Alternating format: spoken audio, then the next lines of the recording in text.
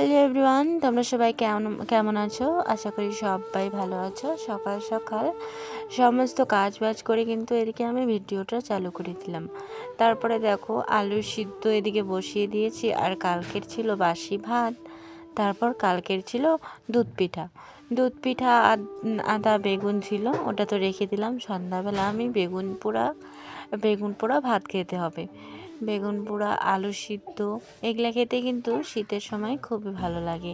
তারপরে দেখে নিলাম আজকে আমি সকাল সকাল রান্না করব মাছের তরকারি। কালকেও যেহেতু মাছ রান্না করা হয়েছে, আজকের জন্য কিন্তু ছিল কয়েকটা মাছের পিস 3টার মতো ছিল। 3টা কিন্তু রান্না করব এখন। তো এদিকে আমি কিন্তু আলুটা নামিয়ে গ্লাস দিয়ে ভেঙে ভেঙে তারপরে কিন্তু ছোট ছোট করলাম। আলুগুলো ভেজে নিলাম, ভেজে নিয়ে জল টল ঢেলে দিয়ে মাছটাও দিলাম। মাছটা দিয়ে এখন কিন্তু রান্না বান্না আমার যেহেতু হয়ে গেছে, তো এদিকে আমি বিছানার কাজটাও সেরে নিচ্ছি। এদিকে বিছানাটাও ঠিকঠাক করে পেতে নেই। তারপরে মেয়েকে সকাল সকাল কিন্তু 2টা ঝুঁটি বেঁধে দিয়েছি, আর ফোঁটাটাও লাগিয়ে দিয়েছি। যেহেতু ওর চুলগুলো বড় হয়েছে, দেখতে খুবই খারাপ লাগে, তার জন্য কিন্তু সকাল সকাল ওকে রেডি করে দিই। তো যাই হোক, এদিকে আমিও কিন্তু ওকে রেডি করে দিয়ে আমার কাজগুলো সেরে নিচ্ছি। ও উঠে কান্নাকাটি করছে, তো ওকে দিয়ে দিলাম ভাত। সকাল সকাল ও নাকি ওর পাপার সাথে ভাত খাবে। তো যাই হোক, ওকে ভাতও দিয়ে দিলাম। আমি এদিকে ওকে বিছানায় রেখে কাজ কিন্তু করছি। আর তোমরা তো বুঝতেই পারছো, একবার কিন্তু কান্না শুরু করলে আর কান্না থামাতে চায় না। তার জন্য কিন্তু ওকে আগে পেট ভরে ভাতটা খাওয়াইনি সকালে। তারপরে দেখো একটা মাস্ক ধরে সকালবেলা থেকে খেলছে। ওইটা মাস্ক নিয়ে কিন্তু সারাদিনটাই খেলছে। তারপর এখন বিছানা বাটি পরিষ্কার পরিচ্ছন্ন করে 2টা বিছানা কিন্তু একসাথে পরিষ্কার করছি। তোমাদের সামনে যখন আসছি, এখন যেহেতু এইদিকে এই বিছানাটা কিন্তু পরিষ্কার করছে, আর আমার মেয়ে এখানে খেলা করছে। তো একটা বিছানায় পরিষ্কার করা তোমাদের সঙ্গে শেয়ার করলাম, 2টায় তো আর শেয়ার করা হলো না। তো এদিকে এটা ভাঁজ করে নিই। এদিকে যেহেতু উল্টে গেছে বিছানা চাদরটা ঠিকঠাক করে নিই। তো বালিশটাও রেখে দিই, 2টা বালিশের ওয়ারগুলোও ধুতে হবে যেহেতু। এদিকে কিন্তু আবার আছে সরস্বতী পূজাও তো চলে আসতেছে। মেয়েকে এবার হাতে করে নিতে হবে, কারণ সামনে বছর স্কুলে যেহেতু দিতে হবে। স্কুল যাওয়ার খুবই শখ। যখন স্কুলে যাবে তখন কিন্তু হাঁপিয়ে যাবে স্কুল যেতে যেতে। কালকে তোমাকে কে ধাক্কা দিছে রাত্রেবেলা? ডোনা ধাক্কা দিছে। ডোনা না, থাম্মি তোমাকে যে বের করে দিল ঘর থেকে। হ্যাঁ, কালকে থাম্মি তোমাকে বের করে দিছে ঘর থেকে। হ্যাঁ। কিভাবে বের করে দিছে? আঙ্গুলে বের করে দিছে। তখন তুই কান্না করছিস? কিভাবে কান্না করছিস? আঙ্গুলে কান্না করছে। তো শুনতেই তো পারলে মেয়ে কীভাবে বললো কথাটা, এমনভাবে ধাক্কা দিয়েছে ও কথাটা ভুলতেই পারেনি। তাহলে দেখো তোমরা, বাচ্চা মানুষ ভুলতে পারে না। আর এক কথা আমি বারবার বলছি, কারণ কি বলো তো, মনে আমার অনেকটাই আঘাত লেগেছে। কালকের ভিডিওতে তোমাদেরকে এক কথাই বলেছি, আজকের ভিডিওতে তোমাদেরকে ওই কথাই বললাম, কারণ মনে এত আঘাত লেগেছে, কি আর বলি তোমাদেরকে।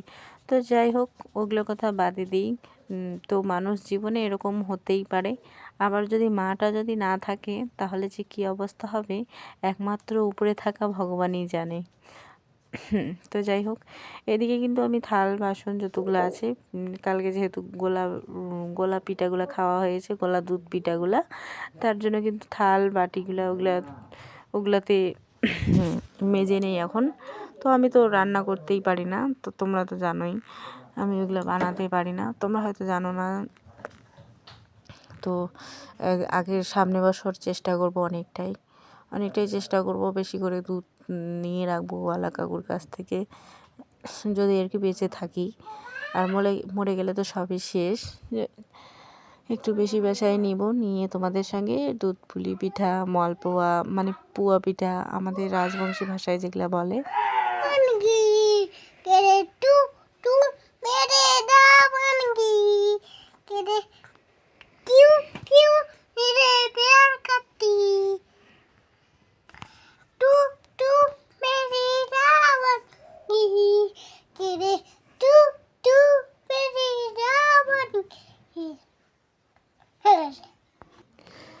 তো সামনে বছর তোমাদেরকে আর কি শেয়ার করব পিঠার ভিডিও। তো যাই হোক, মেয়ে কিন্তু আমাকে গান করে করে এটা বোঝাচ্ছে যে টুপিটার কথা, মানে মাপলারটার কথা, যে এই মাপলারটা আর কি ওই গানে আর কি ভাইরাল হয়েছে, ওই মাপলারটার কথাই কিন্তু আমাকে বোঝাচ্ছে। তো ওটা দেখলে, ওই মাপলারটা দেখলে ওই গানটা বলে, কিন্তু হিন্দি গান তো বলতে পারে না, যেভাবে বলতে পারে ওইভাবে তোমাদের সঙ্গে শেয়ার করলাম। তো যাই হোক, এদিকে আমি কিন্তু ঘরে জামা কাপড় নিয়ে এসে জামা কাপড় পরিষ্কার করছি। তো এদিকে জামা প্যান্ট যতগুলো সন্ধ্যাবেলার ছিল সবগুলো এনে কিন্তু এখন ভাঁজ ভাঁজ করে রেখে দিচ্ছি র্যাকের মধ্যে। আর তোমরা তো বুঝতেই পারছো, ঘরটা যদি পরিষ্কার না থাকে তাহলে কিন্তু আমার একদমই ভালো লাগে না। তারপর উপরের ঝুলটা কিন্তু আমি 4 বছর আগে দিয়েছি, যেরকমভাবে দিয়েছি ওরকমভাবে কিন্তু আছে। একটু একটু খোলাখুলি করে ধোয়াধুয়ি করা হয়, কিন্তু ধোয়াধুয়ি করা হয় আর ঘরটা ঝাড়াঝাড়ি করা হয়, তার জন্য কিন্তু পরিষ্কার লাগে দেখতে। আর মকর সংক্রান্তির দিন তো রাত্রেবেলা আর তেমন কিছু রান্না করা হবে না। আজকে রান্না করব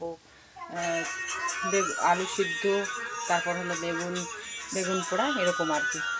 তো আজকে রান্না করার ইচ্ছে একদমই কিন্তু নেই, কারণ একটা কথা শুনে আমার একদম মনটা খারাপ হয়ে গেল। তো আজকে একটা একটা বয়স্ক বুড়ি আর কি মারা গেছে, তো শুনে অনেকটাই খারাপ লাগলো, কি আর বলি। তো কেউ তো আনন্দ করছে আর কেউ নিরানন্দ। তো যাই হোক, আমার শ্বশুর মশাইয়েরও শরীর খুব খারাপ লাগে। তো এখন আলু সিদ্ধ আর বেগুন পোড়া দিয়ে ভাত খাবো। তো বড়মশাই চলে এসেছে কাজ থেকে, তো ওকেও তো খাওয়া দিতে হবে, তাই না? এই যে আমার মেয়ে খেলছে। শুনুন, চপ্পল কোথায় তোমার? এই যে ও কাজ থেকে এসে কিন্তু মোবাইল টিপাটিপি করছে। আমি এদিকে সকালবেলা এত কিছু দেখে খুবই খারাপ লাগলো। সকাল সকাল যেহেতু ডেড বডিটা নিয়ে গেল, মানুষ মারা গেলে 5 মিনিটও রাখে না ডেড বডিটা। মারা যাওয়ার হলো সকালবেলা 7টার দিকে মারা গেছে, সকালবেলা 7টার দিকে মারা গেল, তারপরে কিন্তু ডেড বডিটা নিয়ে চলে গেল শ্মশানে। প্রায় হলো 10টা 11টা বাজে তখন, তাই না? তারপরে দেখো, ওগুলো কোথাও বাদে দিই, যে যাওয়ার সে চলে গেছে। খুবই খারাপ লেগেছে। ঠাকুর মাখতে যখন গেছিলাম তখন কিন্তু দেখা হয়েছিল, তখন কথা